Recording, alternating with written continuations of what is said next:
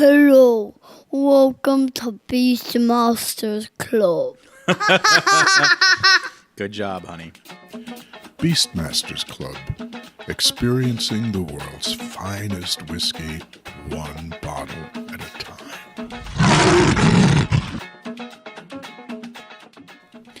Hello, whiskey freaks. Welcome to Beastmasters Club podcast. Hello. This is Mr. and Mrs. Smoky Beast. Indeed. That awesome introduction was from our little one. Is it wrong to have our 5-year-old introduce our whiskey podcast? Absolutely not. I've always pride myself on being one of those stage mom, like for the beauty pageants. Oh, Maybe right. that's the next step. This is just the intro. That's the next step. What was it, Little Miss? No, toddlers and tiaras. Oh, Lord. And today we have a special treat. We had Chelsea, a.k.a. Kenya Lovett, come in from Sorry Koval. about that. I think I drank too much gin and whiskey during that tasting, actually. But thank you for reminding me. We had Chelsea from Koval Distillery come in and do a great tasting and an interview. So we're going to hear that. I thought it was really fun. It was awesome, actually. I liked hearing about the brand and what they're doing, and they had a lot of really interesting stuff. I was really into it. Just a couple of quick things before we get started with that. I hope you enjoyed the latest battle, the Smoky Beast versus the Whiskey Warrior. And we got so many requests from people to participate in the next battle that we're going to do the next one live. Live? We're going to sell about 20 tickets, and we're going to do one bourbon, one scotch, one beer live for the folks. And I'm going to sing that song the entire time in the background. Thorogood? Yeah. That would be annoying, would it? Not at all. So, yeah, we're going to release tickets for that, I believe, the day that this podcast comes out. So get on there and buy them because they sell out quick. Hopefully our Four Roses barrel should be coming in this week as well. Not to be missed. Absolutely. Sadly, the hot pickle wild turkey is sold out, but we do still have some of the Midnight Riders left. Sad for who? It wasn't sad for us because we got to drink it. It was sad for whoever didn't get it. It's true. But we're going to do more because we have to because it was so good. Totally. We have a lot of other good news coming up in the club, but I'm going to save that for next time. Okay, I won't give it away then. Until then, Forget everything you just heard. enjoy. The Beastmasters Club is now in session. Welcome back to the Beastmasters Club podcast. Today we're very happy to have Chelsea Lovett from Koval Distillery here with us. We're going to be chatting with her. We have Mr. Smoky Beast, Steve Zeller. Good evening. And Mrs. Smoky Beast, Dana Zeller. Hello. Thanks for joining us. We're going to dig into all this. How you guys doing today? Good. Thanks for being here. Yeah, absolutely. thank you. I'm excited to talk about Koval. Is it Koval? Koval. Koval. So like K-O- emphasis on both syllables. Yeah, Koval. Koval. Koval. There was I was like, rather than working today, don't tell my boss, but I definitely spent a lot of time on your website. And it was funny, like there's like a lot of meanings of the word Koval, and there Yes. happens to be a Yiddish reference. And I was like, well, you're talking to the right crew here. Yeah, in Yiddish, Koval means black sheep. And Perfect. the origin of why they decided to choose the name is because we were the very first legal distillery to open in Chicago. And we figured if we'd be making bourbon outside of Tennessee and Kentucky, we would proudly be the black sheep. It's okay. It's a fair statement. yeah. So it was the Yiddish reference that was actually the reason. Well, there's two parts of the story. It also, in Eastern European languages, means blacksmith, and Robert's grandfather's last name is Schmidt, and so that we're honoring that side of the family. And then for Sonnet's side of the family, her grandfather was a young Austrian immigrant and came over to open a battery company in Chicago. And he was nicknamed Koval, being the black sheep of his family. So there that's you kind go. of On so many how. different levels. Yeah, I like yeah. a little. I like to know the backstory because I feel like it really. I mean, like we always talk about the backstories with everything that we taste, and I think the backstory, while I like the taste and I like drinking, and that goes without saying, I think knowing these little things, and especially a Yiddish reference for us for us Jews. I mean, it can't hurt. Yeah. It's always We'll have a to good. roll Black Sheep as the soundtrack. Yeah, I mean, we could. That's Engine number 9. We were actually called Lion's Pride as well. That's a little tidbit. Lion's Pride. Lion is the name of Sonnet and Robert's first son. And that's the very first name of the distillery. And long story short, they decided that name just didn't have a good zing to it. No offense to Lion. We love Lion. But they decided to rebrand and package in the very beginning, being brand new distillers to the industry, and change it to Koval. Cool. Well, first of all, thank you for letting me be the leader on this question and answer session, gentlemen. I almost feel like I'm like on a first date, but you're chaperoning. Well, yeah, Like, maybe it is. like let me Watch go out on for my Dana. own. She's all hands. Let me go on my own, but not too far away from us. So thank I've you. been Keep an twisting eye your on you, arm to don't do worry. it for years now. So So let me start with this. So you guys are newcomers, obviously. I mean, Yeah. newcomers meaning like what you guys opened in 2008. Opened in 2008. Newcomers, now is kind of not really what we would be considered. Sonnet and Robert actually just got named 2017 Small Business Owners of the Year. They have, in those 9 years, grown to be a $2.5 million company, and we're now in 30 countries and all states that are not incredibly complicated to get into. So yeah. So newcomer, I mean, 2008, I guess it's like almost 10 years. I always feel like it's like not that far away, but You yeah, know- it's 10 years. I mean, but that's a huge accomplishment in 10 years. 10 years, it's a huge accomplishment. There's also the flip side of it where people, expect instant gratification, but coming from literally not ever having had a distillery in Chicago to lobbying, getting the distillery open, being a part of the huge craft whiskey movement, 10 years is actually very quick. Yeah, it's nothing. And also with that little bit of rebranding we talked about, that was a total setback. But at the end of the day, it made the most sense for the company. Robert, who is the master distiller and head distiller for Koval, loves to make whiskey. And in the beginning, he comes from 3 generations of brandy distillers. In the beginning, he was planning on making brandy in Chicago and realized it was a terrible idea because you can't get fresh fruit in Chicago year round. Right. So that was the goal, but instead they decided what can you get there is grains. So they Sure decided, yes, sure can. All the great cereal grains.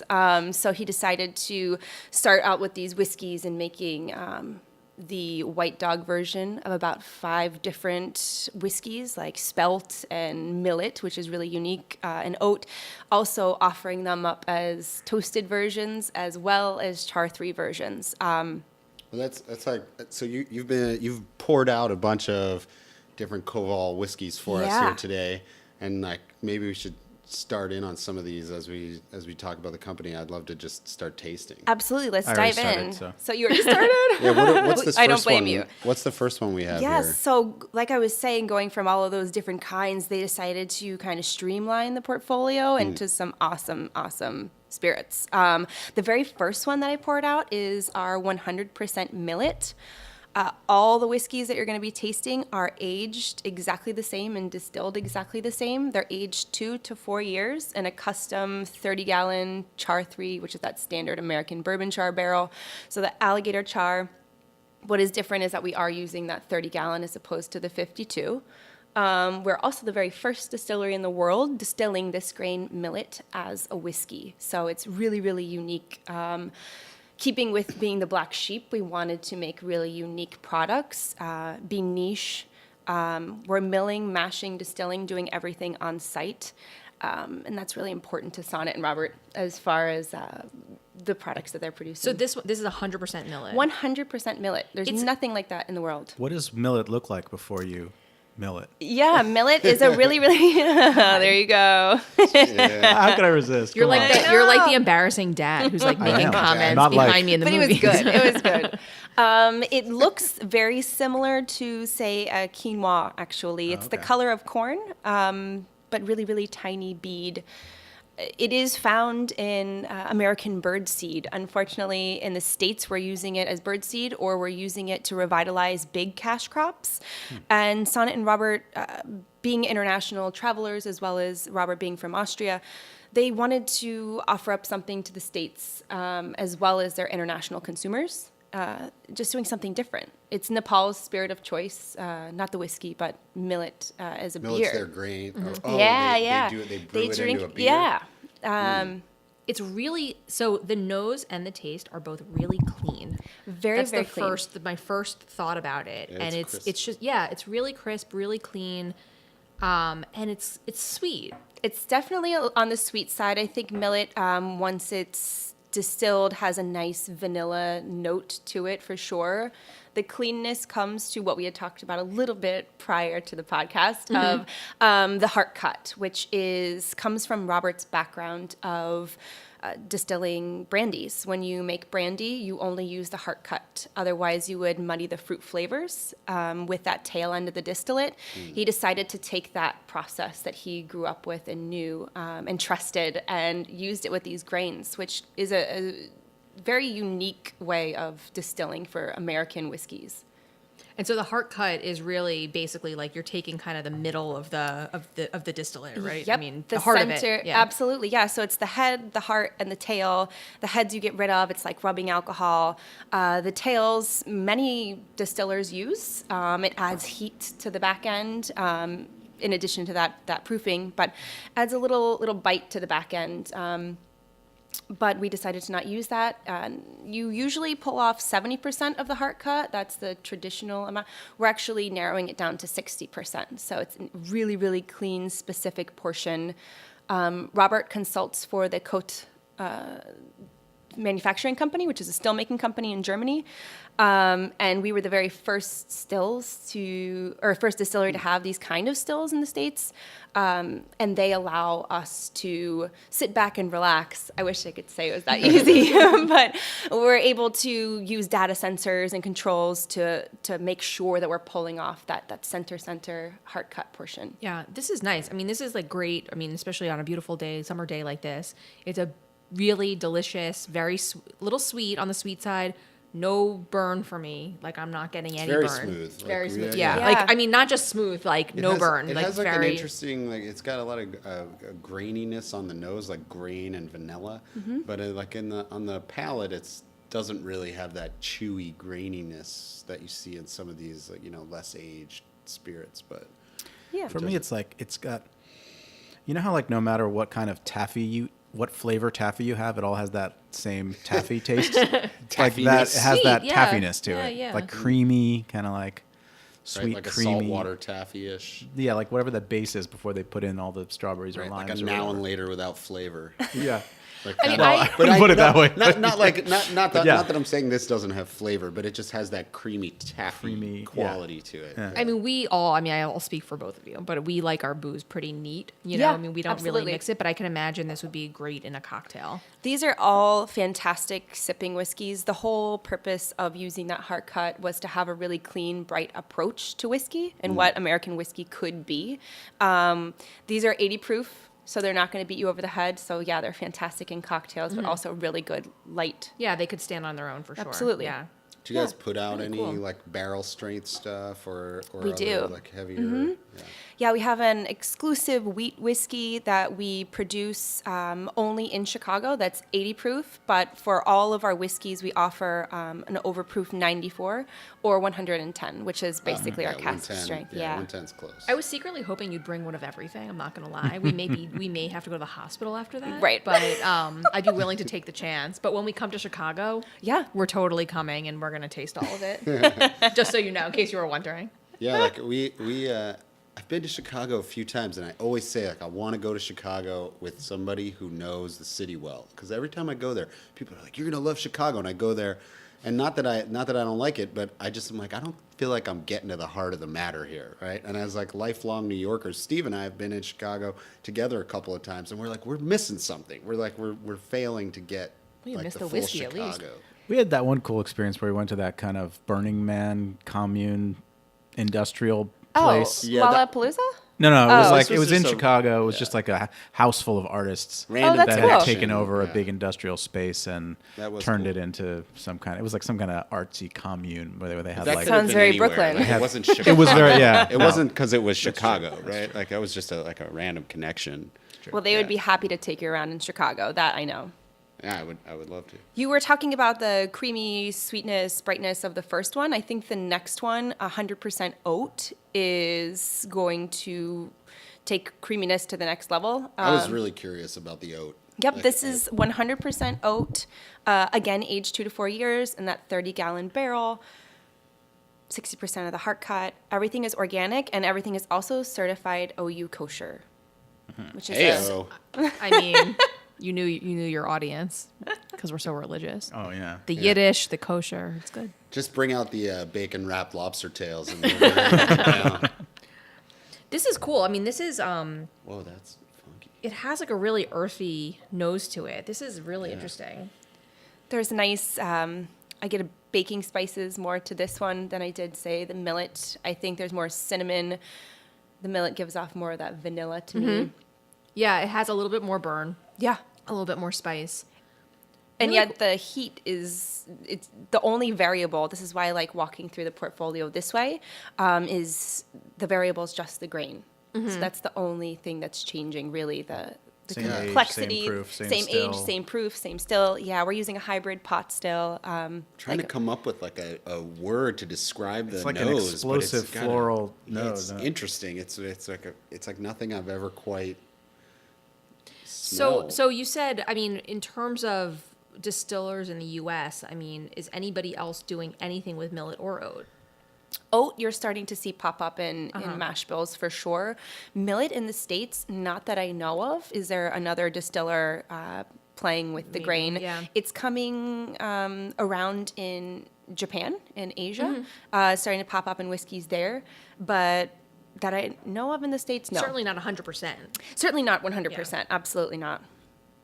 It's floral, like on the nose, but like a spicy, pungent flower. Like it's not like what you would think of as like a bloomy bouquet perfume kind of thing. Like like if somebody told you something was floral, like you wouldn't think of this as that. Like that it has that like a funky floral, spicy. It's Yeah, just I mean, like- I definitely, it's that's kinda the cool. interesting thing about it is that I definitely get way more spice on this one. Like, Yeah. it definitely has got a little bit more of that burn. It's still very smooth, still like, you know, florally, earthy. It's got those really good notes, but it's got a little bit more bite. Yeah, which I absolutely. like it, yeah.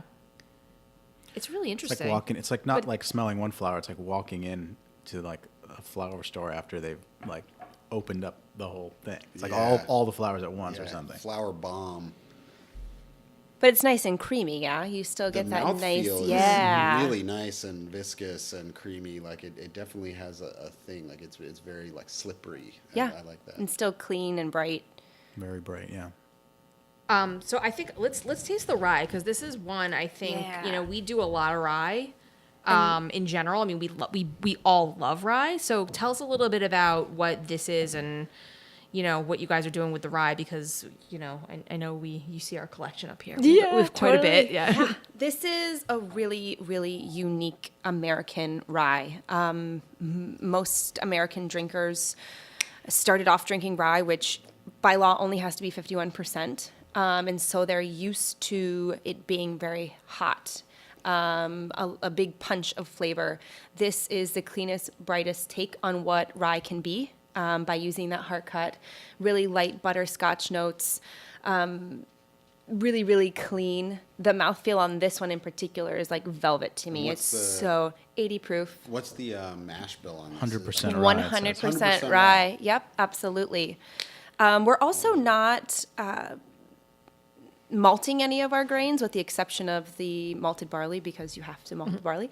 We're using an enzyme in our mash, which is a beta and alpha amylase Right. to get those sugars with the thought process that we still want that really clean, bright take on the grain and of the whiskey. So that does alter the flavor of what American whiskey is. It really just gives it that clean brightness. What's the chemical composition of beta alpha amylase? I'm just kidding. I was like, that's one of those questions that I won't be able to answer. I mean, if you knew that question, you can if knew call the answers- 1-800-ROBERT, and my master distiller I would be think we happy got to tell you. deep into that with Dave Pickrell when we talked about it, and he went on and on about like having to figure out the enzymes to like use with the rye so that it doesn't froth over, and like it filled his whole distillery with like rye froth when they don't get the mix right. It's like there's a black art to doing 100% rye. Well, 100% anything, Yeah. actually, because the millet, I know it distills like a beautiful vanilla frosting, but getting that consistency is not easy, as well as the oat. When you think of oatmeal, if you don't get that mash right, it gets clumpy, it can burn and scorch. Rye is super, super sticky. So it's all of it's all of those things that, I'm not too sure, though, as far as the chemical composition. That would be. Totally messing with you. We were talking before we started No about like worries. how we're going to try and stump you. Yeah, that would be, that's it. Ding. Nor do we really care, to No, be honest not at with you. all. Yes, If exactly. you told me, I wouldn't like know enough to hit it with a hammer. It wouldn't mean anything to me at all. I think what's I'll really bring a hammer for you next time. I think what's Yeah. really interesting Yeah. though is that you guys, so not just with the grain, but also with the barrels, right? Because you're sourcing the barrels from Minnesota. right?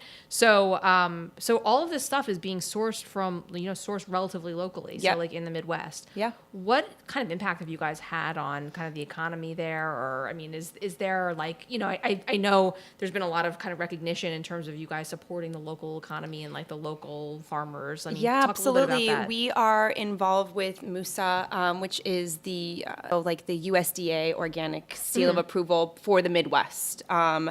As far as how we've helped out the local economy, I can say that millet is not a massive grain that is being used, and we're using it not only in our 100% millet, but it's also in our bourbon mash. So we're using it there. We do a lot of lobbying in Chicago.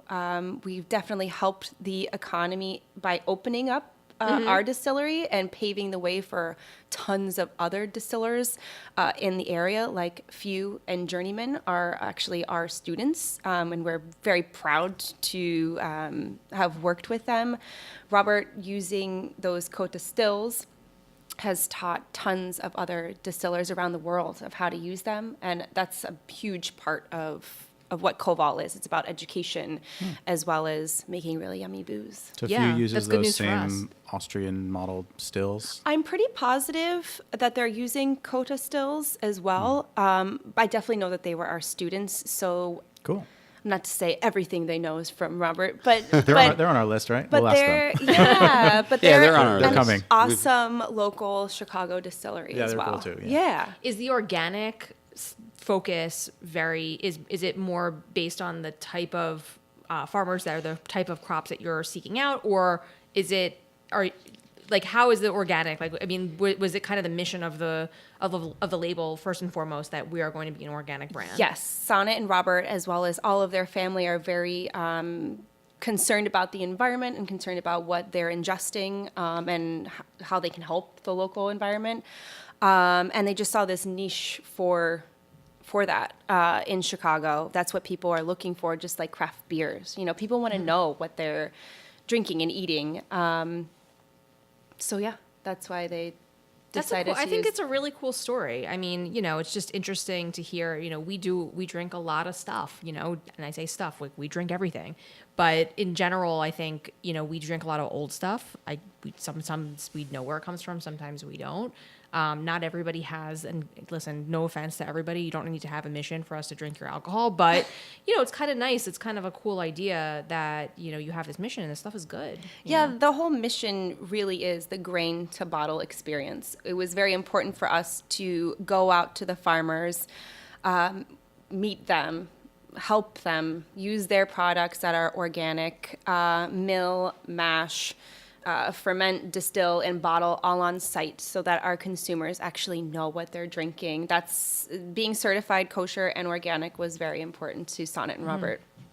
Well, that's delicious. Let's move on to the bourbon. Because Yeah. I mean, not that I'm excited to taste everything, but I have another question. But let's try the bourbon first. What did you think of the rye? I don't think we even Yeah. got into Oh, it. we talked about it, didn't we? Not really. I talked a little I bit feel about like it. We jumped right over it. But Sorry, sir. I like that. don't like it too much. Well, I mean, I think I still get the same kind of idea of a rye. So it's definitely, what I love about a rye. It's a little sweet, a little spicy, especially on the nose.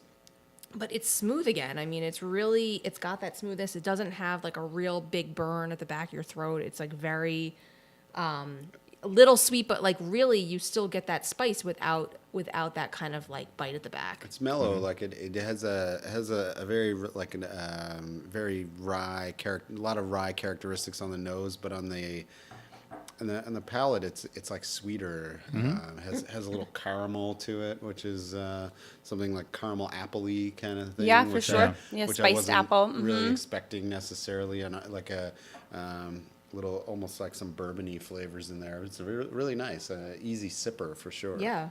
Yeah, spiced apple, like those baked apples. Yeah. That's good, yeah. Totally. I like that. Yeah, spiced caramel apple kind of deal. Yeah.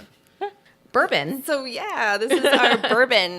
The mash on this is 49% millet, 51% corn. So you're getting that millet again. We're barely by law making a bourbon, but Right. being those black sheep. So what was the mash bill again? Sorry. Yeah, 51 corn, 49 49 millet. Ah. This is 94 proof as opposed to the 3 singular grains that we just tasted, which were 80. So there's a little bit more heat to it. I believe Robert did that just to give the American bourbon drinker a little bit of that kick that they were, that they are anticipating, but still keeping that really grain forward, clean approach in the way he distills. Really, really, really clean. Really, still again, really smooth. Like not, doesn't give you a huge bite, but it's got that kind of good smoky. What you would expect Yeah, of a bourbon. yeah. That nice smoky heat, caramel on the back end is what I get for the bourbon in particular. But sweet. I mean, Yeah. I still get that sweetness. It's almost like a amped up version of like, because you've got the millet, you've got a big portion of the millet, but you get the corn, so you've got a lot of sweetness going on there. But it's good. It's but still bourbon. Like I notice that like I get a very kind of brandy or grappa kind of feel to a lot of these, just in that they're really clean. Yep. And crisp in that way, and and maybe it's the type of stills that you were talking about and the way that it's done with the heart cuts, but it's like unusual for whiskeys, just in terms of the kind of the mouth feel and just the kind of clean, crisp, like almost like That's a good sparkle to grappa. it. Yeah, you nailed it on the head. I mean, Robert comes from 3 generations of brandy distillers in Austria. Okay, it's like it really does have some of that like really like fine Slivovitzy brandy Yeah, kind for of sure. feel Ouzo, to all of like, these. yeah, you can taste the skin of the grapes and all that. Yeah. So the big question I have for you guys is, you guys started in 2008, and you started out making your own stuff. Yeah. Right off the bat, you never sourced from anywhere else. And I would say majority of what we've tasted, I mean, a lot of the distillers, I mean, and rightfully so, start out buying other people's stuff and bottling it or aging it themselves and then bottling it. And it's a great way, obviously, to make money before you actually make your own product. Totally. Yeah, Robert was living in Austria. Sonnet, he ended up in D.C. Sonnet was teaching Jewish studies internationally. I guess Robert, at one point in time, stumbled across Sonnet, and the story in a very shortened version is he chased her around the world. She ended up falling for him eventually, and they were in DC, and then they basically just decided once they were starting a family that they wanted to have something that they both enjoyed doing that they could pass on to their kids. So they decided to go back to where Sonnet is from, which is Chicago, and open up a distillery.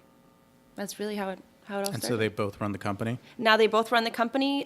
Sonnet basically deals with all of the marketing and the distributors, and Robert is the master distiller. Yeah, That's cool. You guys, like the Beasts here, Mr. and Mrs. Beast, you guys could learn a thing or two from these guys. You can combine your forces into Turn our apartment into a distillery. or maybe Pie you don't. company. Yeah, you don't even Pie company. pie company, whiskey pies. Sonnet actually homeschools both of her boys at the distillery as well. Whoa. At Yeah. the distillery. Yeah, I mean, not with the stills, although they are just one door away. But yep, there's a schoolroom in the offices. Are the of math word Koval. problems like you have 7 bottles 17 of whiskey? barrels. Right. It's Lion who is the first born, and then Rye is their second Rye. son. Yeah, Lion and Rye. Lion. We should have named our child Rye. He's a cool kid too. They both are. They both are. Rye Barrel Zeller. Well, when Lily was born, I feel like it was just kind of starting our obsession with whiskey. Maybe a little bit before then, but at the time, I think we were really into cocktails. So like, Being locked what would- in sent you guys deep. That's what happened. Yeah. Like you were like, Maybe. well, we're gonna be at home for a while. Let's gonna get s- some I was whiskey gonna and say, bring it like- in. I was gonna say think like that's maybe really- maybe like we could have named her like at the time because we were into cocktails. We would have named her after a cocktail, like old-fashioned Zeller. Yeah. I got Bellini really Zeller. tired of people. Remember this whole thing? I got really tired of people asking me what we were going to name her, and so I just started like making up like Helen, Helen Zeller, or like Sarah Despicable. Michelle, stuff like that. Despicable. Stella Zella. Stella Zella. That was my I favorite know for a you- I while. know you threw that I was one out like of Stella, and they'd be like, "Oh, that's a nice name," and then it would take them a minute, and they'd be like Stella Zella, and they'd be like, "Oh, you're fucking with me." Sarah Michelle was my favorite. That's pretty We funny. should have named her that. Sarah Michelle. Oh, that's good. My mom thought about calling me Kenya. Kenya, love it. Terrible. Oh, can you love it? Oh Can you man. imagine? Well, I you can love dodged that it. bullet. I did. I dodged that one. Whew. I feel like not enough parents consider like, okay, my child's gonna have to live with this name for the Right. rest of their Punishing life. pun names. Yeah, and kids are cruel. Like, especially in elementary school, your Yeah. name is going to be fucked with. So you got to deal with like, how bad will it be for you? Yeah. On that note, Yeah. too bad we didn't end up with old-fashioned Zeller or like Yeah. Sazerac Zeller. That would have been a good one Well, too. Kenya's going to be your Beastmaster's nickname. Oh, great. Yeah, we great. give club Giving- members like a moniker, a little nickname for themselves. Like, yeah, so No, you can you're you good. can Oh, be I just walked into that Chelsea one. Yeah. Kenya love it. Perfect. Can you love it? Great. Kenya My mom will love be. it. Yes, this you is can. fulfilling all of her dreams. All right, and then I guess last, unfortunately, although I see some other bottles, so maybe we'll get into those. But Yeah. let's taste the 4-grain. The 4-grain for sure. Yeah, So what's this one all about? What are the One of them four millet, I'm grains? guessing. no. Oh, Yeah. No, the 4 totally. No, the 4 grains in this are. I know what they are. Are they? I did Or my do you? research this. I know because I did my research. Oat, barley, rye, and wheat Yeah. Yep. in heavily charred new oak barrels from Minnesota. There you go. Can I From the work for the barrel company mill. now? Yeah, you can. You're good to go. This is like a whiskey a go-go then. It's like touching them all. This Oat, one barley, is- rye, and wheat. So no Yeah, corn. no corn. It's that malted barley. Oat, wheat, rye, malted barley. Higher percentages of the oat and the malted barley. On the nose, for me, it's like a caramelized banana. It's so yummy. It's personally my favorite. It's like a baked good. Yeah, it's so yummy. It's really unique. I would good say out of stuff. all of the whiskeys we have, they can all be easily manipulated into cocktails, whereas the 4-grain kind of just More of a sits- sipper? Yeah, more of a sipper. I think it's great. I'd love to taste this sucker at cast strength. I'm curious of what that's all about. Yeah, I've also saw it. I haven't tasted it actually myself, but the 110 proof of the millet apparently is quite phenomenal, which I'd be jazzed up to taste. Mm-hmm. The So wheat's they quite had good wheat, too. but they didn't use it for anything but the 4-grain. Or is there Yeah. wheat that we're missing? But they said So they the do 100% wheat that you're right? missing is Oh, okay. we do have that, but it's only small batch and Gotcha. or for barrel programs. What is that? The They do have a 100% wheat. Full wheat Wheat whiskey. whiskey. Yeah, Maybe Oh, we should good. taste Perfect that. smoky beast first barrel. it's the wheat is really yummy. It's quite good.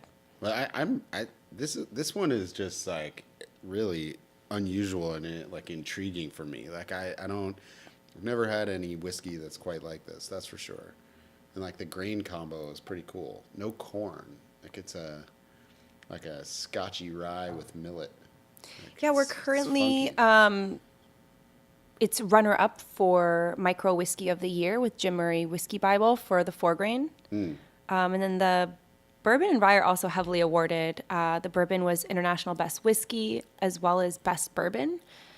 And the rye was a choice for Wine Spectator as well as Best Whiskey in like 2013, I believe it was. Oh, wow. They're all Yeah. incredibly drinkable, I think, for the age. Like maybe it's the distilling process and the way that the heads and tails are getting left off, Yep. and like, but I mean, these things are all, like I'm saying, very drinkable. Well, because Like, even the four really- grain is, would you say 2 to 4 years? They're all 2 to 4 years, but we also shrunk the barrel in essence. You know, we're using that 30-gallon barrel. And then going back to what you had asked before, just about producing and how we narrowed it down, and we decided, and how quickly we were able to get stuff out. We did work completely backwards in making whiskey first, and then gin, and then vodka, and then liqueurs, and then a brandy. But shrinking the size of that barrel was an incredibly smart move on their behalf, of getting stuff produced at a much faster rate. Yeah, it's you're right. I mean, it's unbelievable that it's only 2 to 4 years. It is incredibly smooth. I know I keep saying it's smooth, but It it's is. smooth. It I is. don't know how else to It is. describe it. It's like it doesn't have a lot of bite, and for whatever reason, maybe it's the still and the combination of the way it's processed and the taking the heart cuts, like something that we talked about with Kilhoman, actually, like from a kind of a different perspective. But the way that they do their stills and the way that they do their distilling process, and they get like a really clean white dog spirit that they use and then start aging, like they're able to kind of get further down the road in less time than it would take your normal, say, like Isla Scotch to get to where they get. So in 4 years, 6 years, they have something really, really smooth and drinkable, whereas like that might take 12 years in the kind of traditional process, right? So I don't know if some of these ways of working or what does this, or but I do agree, it's super drinkable. Like, What is it's not what is the bourbon and the 4 grain retail for? Bourbon and 4 grain standard retail is, we are in the city, so it's a little more expensive. But I would say between 47 and 52. Yeah, no, that makes sense. That's normal. Yeah, incredibly reasonable, I think, for a craft artisanal. Although Robert hates that word. He doesn't like craft artisanal. He's like, that's what they have. McDonald's is artisanal these days.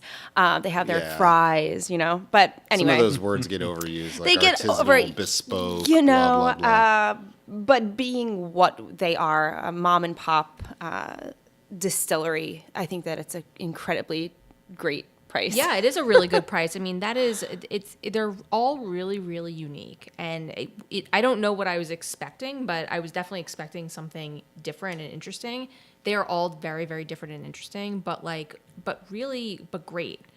I'm actually a little bit surprised about how much I knew I would like it. I was like excited by the backstory, like I said. Yeah. That's always intriguing to me too. But I'm actually a little bit even surprised at myself how much I like it.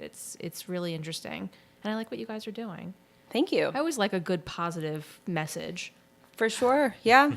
since we're all I really was at the end of the also- day yeah. just, I was also drinking surprised our that it faces doesn't off. have like, for whatever, maybe it's the combo of like we were talking about, but doesn't have those really chewy, grainy tastes. You know, like a lot of younger craft whiskeys, it's like you're chewing on the grain when you eat it. Like Right. it's like super grain, power forward. Like you taste like that raw grain feel of it. And like these don't have that in the No, you're same like- kind of I way. mean, It's a not- lot more refined. not to sound like weird and nerdy, but like you're really like honoring the grain a little bit. You know, it tastes clean. You're you're not trying to make it something that it's not. It's this 100% of this grain. You've got this way of doing what you guys are doing, and it shows. I think it's a really cool. I think it's a great idea. I think it's a great, just like a great way to do things. It's cool to taste them all. I mean, they're all Yeah. done the same way, just different mash bills. So I think it's fun. I mean, I'd like to taste everything. For sure. Like you were mentioning about the white dog version. I know that we're on a podcast and it's kind of limited time, but No, it's our podcast. but we can do whatever we we have as want. much time as we want. But Don't worry. initially, I wanted to start off with our white dog, which is our white rye, which we toss in a virgin oak barrel and age for 24 hours by law. So that you can call it rye whiskey, right? Yeah. Okay.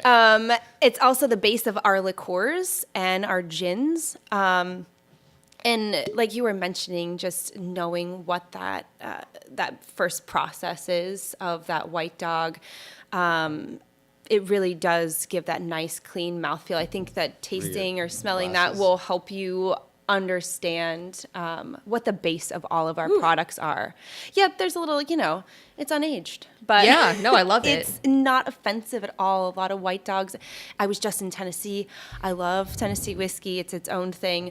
But a lot of white dogs, and moonshine have this You could particular peel the paint off your car. That's fine. Exactly. They have this particular stigma about It them. has its own allure. It sure does. But this white dog in particular, the white rye, it just really shows off what the foundation of what Koval is, I think. Can I taste a little bit? Of course. Get in there. Well, I went ahead and poured myself some of this wheat because I'm. Oh, itching to you're try getting to that. Yeah, That's why the not? good secret stuff. It is. It's so yummy. I really like the 4-grain. It's got some interesting stuff going for it. Like I like the kind of complexity of the flavor. I agree. It just dances and lingers on the palate a little longer than the rest of the portfolio, simply because it just has that 4-grain mash bill. Really, at the end of the day, that's the only difference. I guess with the exception of that malted grain as well. The white whiskey, is like, it's like a dessert. It's delicious. It is. Okay, I don't know what kind of magic is going on. Well, I know what kind of, there's no magic. That's the thing. There's magic and then there's no magic because it's not aged at all. It's completely, it's white dog. Yeah, it's in that virgin oak barrel, New American oak, that heart cut. Now you can actually taste what that really is. We can go back to the rye if you want to, the aged one, just so you could taste them back to back. That's what I think is really unique about the portfolio. This is also the base, like I said, of the liqueurs as well as our gin. There's a nice heat and pepper and spice to it, but it's sweet. At the end of the really day, sweet, it's a grain, and grains are sweet when you think of cereal or bread, It's just taking it to its true self. It's not cloyingly, like, it's not like not manageable. Do you know what I mean? But it is something like I would drink this as like a dessert, like Absolutely. after dinner. It's really rye good. grappa. Like that's totally like I mean I get it now that I'm having this and why I was making the comments earlier. Yep. And maybe it's the way that the stills work and the way that they take that heart cut, but this tastes like a white brandy or a grappa. Like it's totally in that vein, and I can see where sort of the traditions of your distillers have come through in this. Like It's that's like what the they most make. delicious, like, that's how they do it. fresh baked bread I've ever had. That's wow. That's cool. I love it in the summer as a white Manhattan. I think it's fantastic. It also pairs really nice with lemon. I personally at home made a little private batch of limoncello just with lemons in Yes, totally. in the rye, and it was so good. Because we've had white dog before, and like it does not taste like that a lot. That's why I was saying they're usually kind of offensive. This is not to be snubbed. It's delicious. It is And- delicious. White Manhattan's totally your pimp name, Ben. White Manhattan. I think I'm with that. Yeah, I like that. I think I might make that my official Beastmasters Club We'll see. nickname. Yeah, We'll see. sober up and sleep on it. Yeah. Or sleep on it and sober up, whatever you want to do. But yeah, White Manhattan, you can call me that anytime. So now you were sneaking a little bit I'm of really digging the this wheat. 100% wheat. This is really good. Do you want me to pour that around? Yeah, you guys got Sure. to try this. Yeah, let's get So you said this is only available for like private barrels or what at the distillery or Yep, something? absolutely. This is So our if- limited edition charred barrel If in-house. you want some of this super sweet wheat whiskey, you got to either commit to journeying to Koval or I'm totally Buy going a to barrel. Chicago. I was supposed to go for work, and now I'm going to expedite that trip, and I will see you then. Yeah, absolutely. Just let me know when you're going. Run this errand for during lunch. You will absolutely love Sonnet and Robert, as well as everyone in the distillery. It's a little tiny family. There's about 5 guys that work in the distillery, literally from the milling and the bottling, which is crazy. Our liqueurs, we have hand-peeled ginger. There's always someone peeling the ginger. But it's an awesome tour. And as far as inside the office, there's, a handful of people. It's really, really tiny process. I constantly have to wrap my head around the fact that we're in 30 countries and in as many states as we really can be in with that tiny family. Super surprised by a bunch of these, and like wasn't expecting the kind of clean crispness of this stuff. Like a lot of the craft whiskeys or sort of small like whiskeys that are aged for less time don't come through with that kind of smooth drinkability, I think. And you guys are really achieving something here with whatever the process is. I think similar to what, like I said before, Kilhoman is doing. There's like real thought and technique put into this, which is unusual, I would say. So here are my takeaways. Feel free to chime in. Do tell. My takeaways is that these are delicious. I think I would drink all of them, both in cocktails and neat. All of them, no matter what. Yeah, I mean, my Like particular... you'd make a margarita with the rye. I'm not that kind of girl. I'm just kidding. Like mix it with Coke? Is that what you're I don't know who you think I am. I would say my particular favorites, I really liked the bourbon and the 4-grain. I think those, because we're so used to, I think the like really strong, meaty stuff, Yep. I think those were good. But the millet and the oat, and all of them, but the millet and oat were really interesting to me because those were the kinds of things, I mean, we haven't seen stuff like that before. So it's nice to see kind of new things happening in the industry. And, we always ask, my favorite question is like, what are we doing next? Like, what's happening now? Like, people are aging whiskey in what? Like Chardonnay barrels? Like what, Right. I mean, that doesn't sound particularly appealing to me, but, we got to come up with new things that are that. So this is something that we haven't seen before, and it comes across really, really good. So I think it's really awesome, and I like what you guys are doing, and I think it's a good story. Then we'll come see you in Chicago so we can buy some weeded. And I'm just going to like have a false bottom suitcase and just pack up 15 bottles of the weeded. Yeah, thank you so much for having us. And we would love to have you in Chicago. Great. Yeah, we'll do. Yeah, All right. absolutely. Can you love it? Oh, God. Yeah, thanks, Chelsea. Thanks for joining us. And Koval, Chelsea Lovett.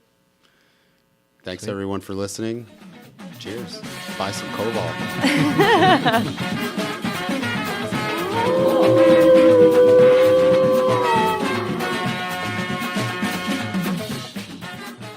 Bye.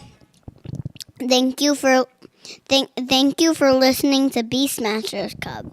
Smashers Cub. Smashers Cub. Smashers Cub.